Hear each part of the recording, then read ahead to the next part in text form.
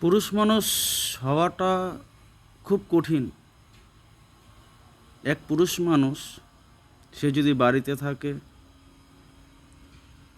তাহলে সে হয়ে যায় ভাদাইম্মা। সেই পুরুষ মানুষ যদি বাইরে থাকে তাহলে বাইরে থাকলে পরে মেয়ে নিয়ে ঘুরে।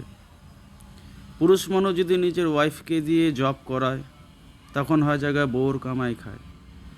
যদি ওয়াইফকে জব যদি না করায় তাহলে সন্দেহবাচক হয়ে যায়। পুরুষ মানুষ তার বাচ্চাকে যদি শাসন করে তখন হয়ে যায় দয়া মায়াহীন। যদি শাসন যদি না করে তখন হয়ে জায়গায় তুমি আস্কারা দিয়ে ছেলে মেয়েকে বরবাদ করছো। পুরুষ মানুষ ভুল করে যদি কোনো মেয়ের গায়ে যদি টাচ লেগে যায় নির্যাতিতা হয়ে যায়। সেই মেয়ে যদি পুরুষ মানুষকে যদি টাচ করে কাপুরুষ হয়ে যায়। এক পুরুষ মানুষ নিজের জন্য কি করে?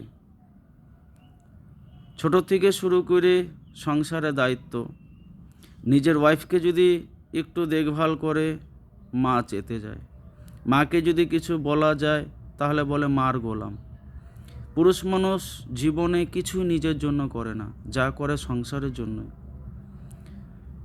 তবুও একটা পুরুষ মানুষের প্রত্যেকটা জায়গায় কথাই শুনতে হয়। পুরুষ মানুষ হওয়াটা যতটা মনে হয় সোজা ততটা সোজা নয়। সবথেকে বেশি কঠিন যদি থাকে তাহলে একটা পুরুষ মানুষ থাকে সব কিছু নিয়ে চলা।